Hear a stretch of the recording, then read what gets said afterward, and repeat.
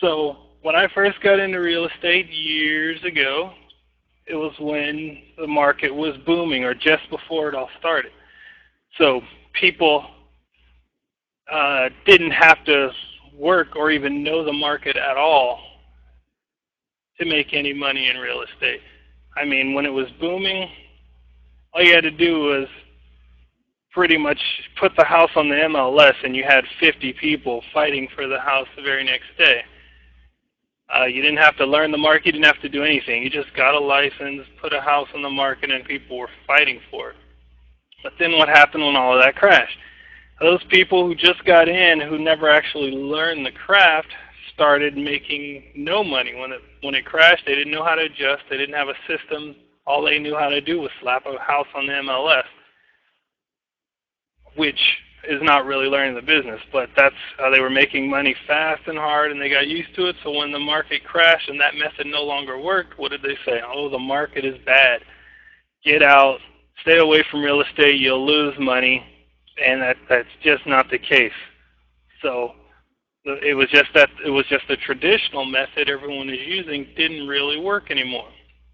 So I had to figure something else out. Yes, I had a license many years ago, and it was in California. I had the license, and it just wasn't making any money. It didn't make any sense. When houses dropped to 30, 40, 50,000, when you're an agent, you make 3% of a $40,000 house, you're making like $2,000. And how many of you have ever bought a house? How long does it take to buy a house? You usually take almost 2 to 3 months. So that's 2 months showing a house, driving people around, looking at tons of houses, gas, mileage, and all that, and you barely make about $1,500 after 2 months of working with them. So you have to be doing a lot of deals as an agent in a slow market to really make any money, and it just wasn't worth it for me. I got tired of that. I didn't like it, and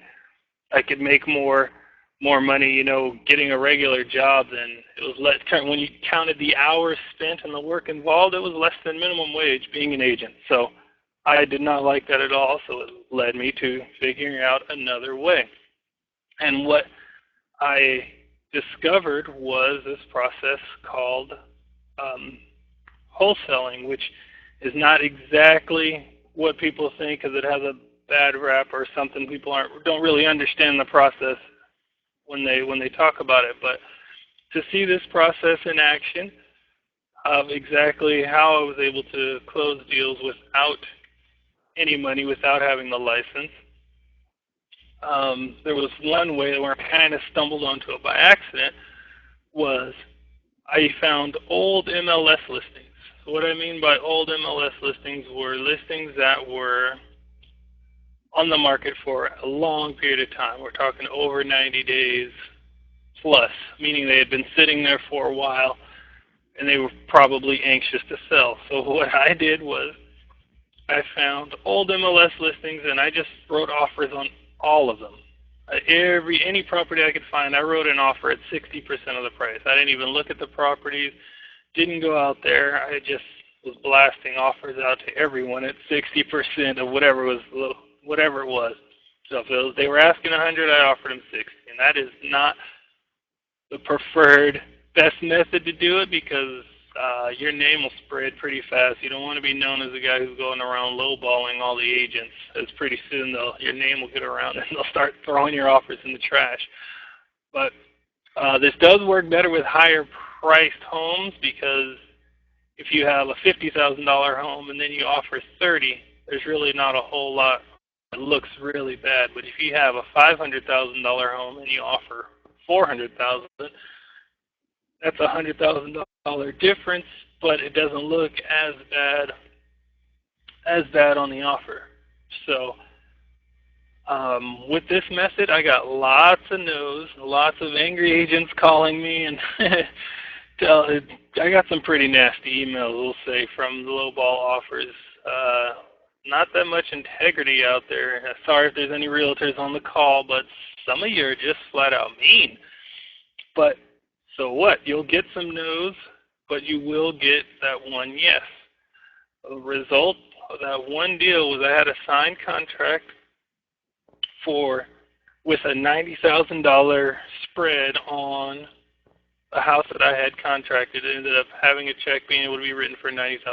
So I'll explain exactly how that worked without using any money or me doing anything. We'll talk about what does and what doesn't work. So right now in the market, you are being lied to. You hear this every day, all over the news, been hearing it for the longest, I guess the last couple years if you've been listening to anything, that the market is totally bad right now. But I want to tell you that the market is always good for someone at some point. Because if you think about the Great Depression, you heard that the most millionaires in history were made during the Great Depression. And why is that? It's because when things are not working like everyone else is doing it, that's when you learn to be creative. That's when you learn to think outside the box and you come up with creative ways. When you're doing the popular way, you're just getting average results. But when you start to think creative and do things that no one else is doing, then you won't be getting the same meager results everyone else is doing. Why would you want to copy the average? We're not here to be average. You want to do something that goes above and beyond. So learn to be creative and think outside the box, and that's what this process is. And another reason why the market will never be bad is because people have basic human needs. That's food, shelter, and clothing. When the market is bad, you don't hear grocery stores going out of business. Why? Because people still need to have food. When the market is bad, did Macy's or anybody close down? No, because you still need clothing. And the market is not bad because people still need shelter. People are always going to need a place to lay their head at night. So if the market is hot, people will buy homes and you can sell them and do like you did a couple years ago and just buy them and resell high when people are buying. When the interest rates are low, people are buying. Market is good. If the market is slow, then more people are renting. So then you can buy more homes. You can get them a whole lot cheaper, and there's more investors buying rental property. Either way, people are still filling the homes. There's not all of a sudden there's not a need for homes anymore. People will still always need homes. So stop listening to that. The real estate market is always a good time to get into it if you're creative, if you adjust with the current market. So there's always a way that you can make that work. You need money to get into it. That is another lie you hear. This method I'm going to show you doesn't use a dime of your own money. You don't have to apply for any loans. There's no bank involved. You will not be using a penny of your money, so let that go. And then I also hear you have to have good credit. You'll never use your credit. You won't even fill out a credit application. No one will ever even see your credit score. You don't have to look it up. You won't need it. This method will not show you. You will not need to use your credit at all. So even if you have an 800 or you got a 0 score, it will not affect this method at all. Which I know some of you are cheering for that right now, because if you're like most of us, credit took a tank with the rest of the market. Another lie is that this is risky.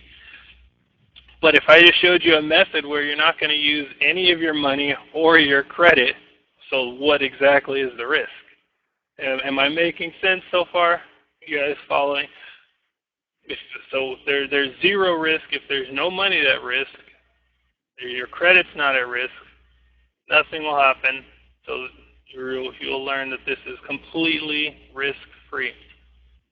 Takes a long time. You hear in real estate, oh, you have to build up the business, and your house will sit on the market for 6, 7, 8, 9 months, and it'll take forever before you make anything. The way I'm going to show you, you'll have a check in your hand less than 60 days. I 100% guarantee it. You need a license for real estate. No, you do not. I haven't had my license in years, and my license was only good in California. And the first deal I did was in Indiana, a totally another state, which has nothing to do with the license. And so I immediately let that go the very next year. No longer did any deals with the license. You do not need a real estate license to make money in real estate. There's no special training needed. The only training you need, you'll get it right here by the end of this call. I'll teach you everything you need to know. You will not need any kind of anything in order to understand exactly an overview of the exact process.